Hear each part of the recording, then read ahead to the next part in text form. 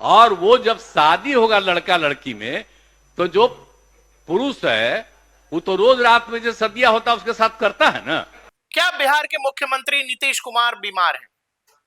इसको और हार्ड करते हैं, क्या नीतीश कुमार बहुत बीमार है? क्योंकि अब ये पूछना पड़ेगा, क्योंकि आपकी स्क्रीन पे जो विजुअल्स दिखाई दे रहे हैं ये वो विजुअल्स हैं जहां पर अधिकारी पहले ऐलान कर रहा है कि अभी राष्ट्रगान होना है, लेकिन ये सुनते हुए भी पता नहीं मुख्यमंत्री साहब को क्या होता है कि वो अचानक स्टेज से चल पड़ते हैं। ये देखते हुए अधिकारी भागकर उनको रोकने की कोशिश भी करता दिख रहा है, लेकिन तब तक मुख्यमंत्री साहब स्टेज से उतर चुके हैं। बताया जाता है कि एक बार थोड़ा एक राउंड मैदान का मार के आते हैं। राष्ट्रगान का अनाउंसमेंट हो गया है, राज्य के मुख्यमंत्री कह रहे हैं ग्राउंड घूम के आ रहे हैं। बहुत एम्बेरेसिंग सिचुएशन नहीं है? अब दूसरी तस्वीर पर आइए, ये और भी एम्बेरेसिंग है। यहां जो विजुअल्स आपको दिखाई दे रहे हैं पहले खुद देखिए।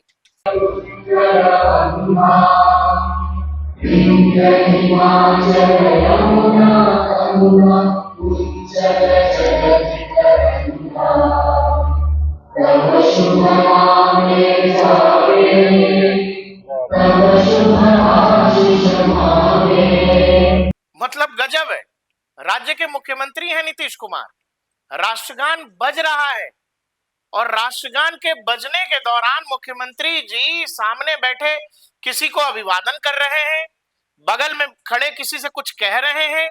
इवन जो विजय चौधरी मंत्री हैं वो भी देख के एम्बेरस हो रहे हैं कि अरे नीतीश बाबू को आखिर हो क्या गया है। तो सवाल यह है कि जो तस्वीरें हमने आपको दिखाई या जो विजुअल्स आपने देखे, क्या बिहार ये पहली बार देख रहा है या देश ये पहली बार देख रहा है? नीतीश कुमार सार्वजनिक मंचों पर कई बार ऐसी ही सिचुएशन में देखे गए हैं जहां सब कुछ ठीक नहीं लग रहा है। मतलब कोई भी मुख्यमंत्री, कोई भी व्यक्ति इस अवस्था में, नीतीश कुमार खुद भी उम्रदराज है। नीतीश कुमार पिछले 1-1.5 साल को जब आप याद करोगे तो कम से कम 5 ऐसे मौके होंगे सार्वजनिक मंचों पर, जो भाषण का मंच है, किसी रैली का मंच है, वहां पर नीतीश कुमार सीधे प्रधानमंत्री का पैर छूने लगते हैं। आप समझिए, पैर छुआ जा रहा है नीतीश कुमार के कद का आदमी।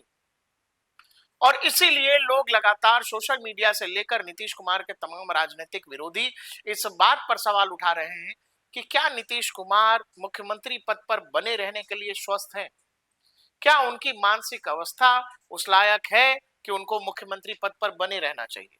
और अगर उनका स्वास्थ्य ठीक नहीं है तो फिर ये जिम्मेवारी कौन लेगा? ये कौन तय करेगा कि मुख्यमंत्री पद पर कोई सही आदमी होना चाहिए? और फिर बीजेपी किस बात का इंतजार कर रही है? क्या विधानसभा चुनावों का इंतजार हो रहा है?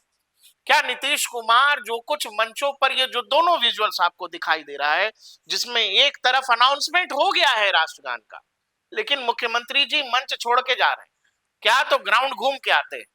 अधिकारी भागकर रोकने की कोशिश कर रहा है, नहीं रुके, मंच से उतर गए।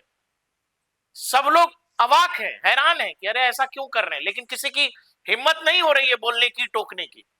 मुख्यमंत्री जी जब वापस ग्राउंड से घूम के आते हैं तो फिर से जब राष्ट्रगान बजाया जाता है, वहां भी मुख्यमंत्री जी किसी को अभिवादन कर रहे हैं, किसी को नमस्ते कर रहे हैं, इधर देख रहे हैं, उधर देख रहे हैं। ऐसी तस्वीरें देश में कम देखने को मिलती हैं, वो भी तब जब कोई व्यक्ति बड़े मुख्यमंत्री के पद पर बैठा हुआ आदमी तो ऐसा नहीं हमें आपको याद आता है।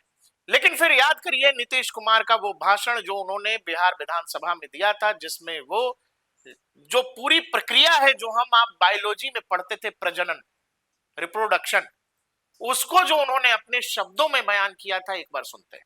और वो जब शादी होगा लड़का लड़की में, तो जो पुरुष है वो तो रोज रात में जो सदिया होता है उसके साथ करता है ना, तो उसी में और पैदा हो जाता है। और लड़की पढ़ लेती है तो हमको मालूम था कि वो करेगा, ठीक है, लेकिन अंतिम में भीतर मत घुसाओ, उसको बाहर कर दो। करता तो है, तो उसी में आप समझ लीजिए।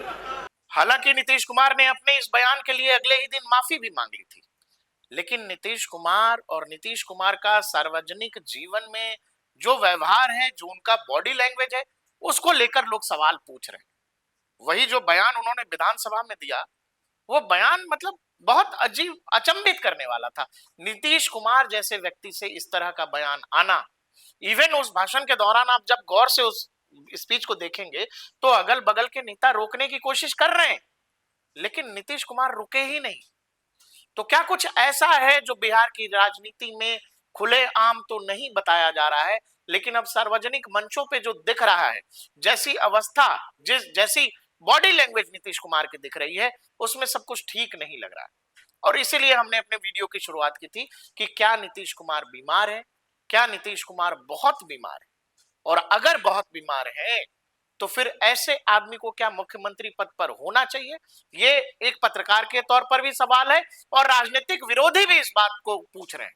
तेजस्वी यादव ने क्या कुछ कहा है वो सुन लीजिए। आदरणीय बिहार के मुख्यमंत्री श्री नीतीश कुमार जी उम्र में हमसे बड़े हैं, बुजुर्ग हैं, बिहार के मुख्यमंत्री हैं, उनका हम सम्मान करते हैं।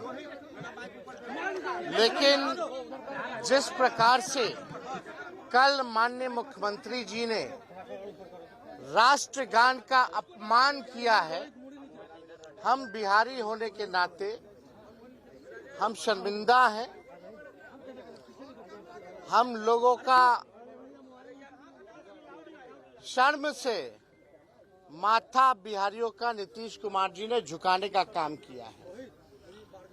मुख्यमंत्री होता है लीडर ऑफ द स्टेट, राज्य का नेता होता है, और जिस प्रकार से कल की घटना जो है बहुत ही दुर्भाग्यपूर्ण घटना, और इतिहास में हिंदुस्तान की, इंडिया की राजनीति में यह पहली ऐसी घटना है जहां एक मुख्यमंत्री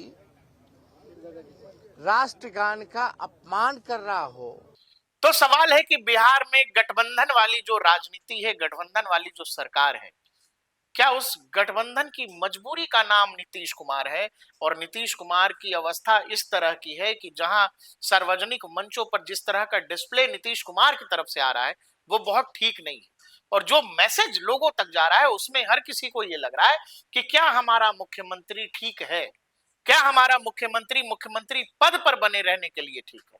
और ये बात केवल राजनीतिक विरोधी नहीं पूछ रहे हैं, अब ये बात एक गंभीर सवाल हो गया है देश के लिए भी और राज्य के लिए भी कि आखिर नीतीश कुमार की ये अवस्था है तो वो पद पर क्यों बने हुए हैं।